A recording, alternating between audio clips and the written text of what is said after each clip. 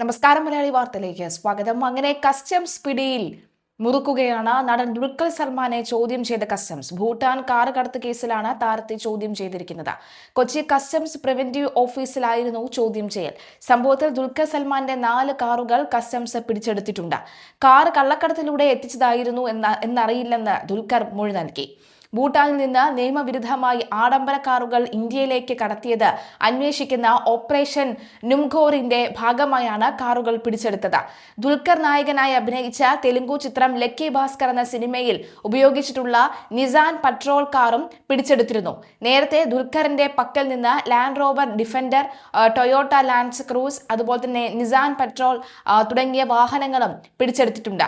ഭൂട്ടാനിൽ നിന്ന് നിയമവിരുദ്ധമായി നികുതി അടയ്ക്കാതെ ഇന്ത്യയിലേക്ക് കടത്തുന്ന ആഡംബര വാഹനങ്ങൾ ഉത്തരേന്ത്യയിൽ സംസ്ഥാനങ്ങൾ രജിസ്റ്റർ ചെയ്ത ശേഷം കേരളത്തെ കടത്തി കൂടിയ വിലയ്ക്ക് വിൽക്കുന്നുവെന്നായിരുന്നു ആരോപണം.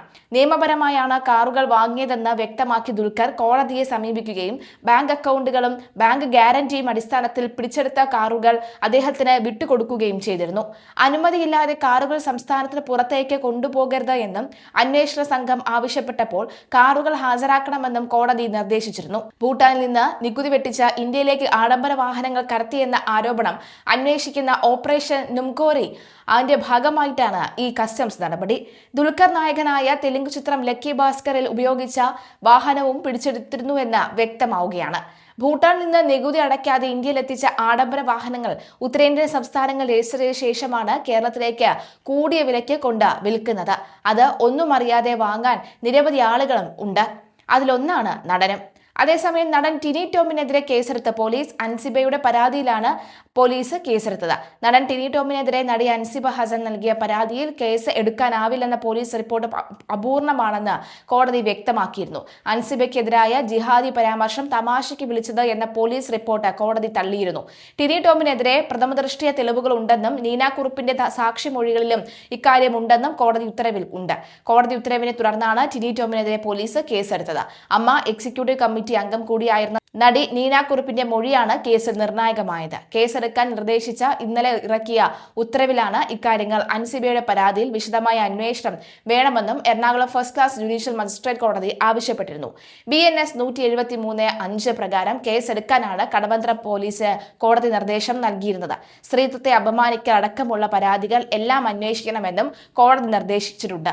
ഈ പരാതിയിൽ കേസെടുക്കാൻ തെളിവില്ലെന്നായിരുന്നു കടവന്ത്ര പോലീസിന്റെ നിലപാട്. എറണാകുളം ജില്ലാ അഡീഷണൽ സെക്ഷൻസ് 8 നമ്പർ കോടതിയിൽ ആണ് കേസെടുക്കാൻ പോലീസിന് നിർദ്ദേശം നൽകിയത്. ടിനി ടോമിനെതിരായ അൻസിബയുടെ പരാതിയിൽ കേസെടുക്കേണ്ടെന്ന വിലയിരുത്തലായിരുന്നു പോലീസ്. അൻസിബയുടെ മൊഴി ഹിയർസേ മാത്രമെന്നും പരാതിയിൽ കഴമ്പില്ലെന്നും പോലീസ് ചൂണ്ടിക്കാട്ടിയിരുന്നു. കേട്ടുകേൾവിയുടെ അടിസ്ഥാനത്തിൽ കേസെടുക്കാൻ സാധിക്കില്ലെന്നായിരുന്നു പോലീസിന്റെ നിലപാട്. കടവന്ത്ര പോലീസ് സെൻട്രൽ SP-ക്ക് ഇക്കാര്യത്തിൽ റിപ്പോർട്ടും നൽകിയിരുന്നു. താരസംഘടന അമ്മയിലെ ആഭ്യന്തര തർക്കങ്ങളുമായി ബന്ധപ്പെട്ട് അൻസിബയുടെ പരാതി അടക്കമുള്ള പൊതുസമൂഹത്തിലും ചർച്ചയായിരുന്നു. ടിനി ടോം തനിക്കെതിരെ തുടർച്ചയായി സൈബർ ആക്ഷേപം നടത്തുന്നുവെന്നും വർഗീയ പരാമർശങ്ങൾ നടത്തുന്നുവെന്നും അൻസിബ പോലീസ് നൽകിയ പരാതിയിൽ ചൂണ്ടിക്കാട്ടിയിരുന്നു. തന്റെ കുടുംബത്തെയും ടിനി വേട്ടയാടുകയാണെന്നും ടിനിയുടേത് സ്ത്രീത്വത്തെ അപമാനിക്കുന്ന പെരുമാറ്റമാണെന്നും അൻസിബയുടെ പരാതിയിൽ ഉണ്ടായിരുന്നു. തന്നെ ജിഹാദിയാക്കാൻ ജനപ്രതിനിധി അടക്കമുള്ളവർ കൂട്ടുനിന്നുവെന്നും തന്റെ കുടുംബങ്ങളോടൊപ്പം തേജോവധം ചെയ്യാൻ ചിലർ ശ്രമിക്കുകയാണെന്നും അൻസിബ അടുത്തിടെ എഴുതിയ ഒരു ഫേസ്ബുക്ക് കുറിപ്പിൽ ആരോപിച്ചിരുന്നു. ഏറെ നാളത്തെ അനിശ്ചിതത്വത്തിനും നിയമ പോരാട്ടത്തിനും ഒടുവിലാണ് അൻസിബയുടെ പരാതിയിൽ നടൻ ടിനി ടോമിനെതിരെ കേസെടുക്കാൻ കോടതി നിർദ്ദേശിച്ചിരിക്കുക എന്ന് വ്യക്തമായി. കോടതി വിധിയെ സത്യമേവ ജയതേ എന്ന് പറഞ്ഞാണ് അൻസിബ സ്വീകരിച്ചത്. ഇതിന് പിന്നാലെ ടിനി ടോമിനെ പരിഹസിച്ചുകൊണ്ട് രംഗത്ത് എത്തിയിരിക്കുകയാണ് സംവിധായകൻ MA നിഷാദ്. ടിനിയെ ടീം ടോം എന്ന് പറഞ്ഞാണ് നിഷാദ് വിശേഷിപ്പിച്ചത്. പിന്നാലെ കോടതിയിൽ ചെന്ന് മജിസ്ട്രേറ്റിനെ അനുകരിക്കുകയും ചെയ്യും എന്നും പറയുന്നുണ്ട്. എത്രയും ബഹുമാനപ്പെട്ട ടിം ടോം അറിയാൻ താങ്കൾക്ക് കോടതി സന്ദർശന ഭാഗ്യം സിദ്ധിച്ചതായി അറിയുന്നു. ഈ സവിശേഷ സാഹചര്യത്തിൽ ഒരു ഉപദേശം എന്നോണം ഒന്ന് കൂട്ടിക്കോളൂ. കോടതിയിൽ ചെന്നിട്ട് മജിസ്ട്രേറ്റിനെ അനുകരിക്കാൻ നിൽക്കരുത്. കോട്ടും കുപ്പായവും കറുപ്പുമൊക്കെ കാണുമ്പോൾ അങ്ങനെയുള്ള ഉള്ളിൽ അനുകരണത്വരെ ഉണ്ടാകാമെന്നറിയാം. ആപത്താണ് എന്ന് മാത്രമല്ല, കോടതി ലക്ഷ്യം കൂടാതെ കൊടുവടിയാൽ പിടലിയിൽ താണ്ഡനമേൽക്കാനും യോഗം കാണുന്നുണ്ട്. ആയതിനാൽ നീതിപീഠത്തെ പീഡിപ്പിക്കാനുള്ള നടപടികളിൽ നിന്ന് താങ്കൾ ഒഴിഞ്ഞു നിൽക്കുമെന്ന് വിശ്വസിക്കട്ടെ. 3 പടങ്ങളിൽ അങ്ങനെ അഭിനയിപ്പിക്കാൻ ഭാഗ്യമുണ്ടായെന്നൊരു സംവിധായകൻ എന്നായിരുന്നു MA നിഷാദിന്റെ വാക്കുകൾ. പിന്നാലെ നിരവധി പേരാണ് കമന്റുകളുമായി രംഗത്ത് എത്തിയത്. എമ്പുരാൻ അനുകരണം കണ്ടു കൊതി തീരുന്നില്ല. ഞാൻ അന്നേ പറഞ്ഞു കോടതി കേസെടുക്കാൻ ആവശ്യപ്പെടുമെന്ന്. ഉള്ളിൽ വർഗീയത നിറഞ്ഞ ആളാണ് ഇയാൾ. അനാവശ്യമായ ഒരാളെ ജിഹാദി എന്നും DNA നോക്കാൻ പറയുകയും ചെയ്യുന്നത് വലിയ കുറ്റം തന്നെയാണ്.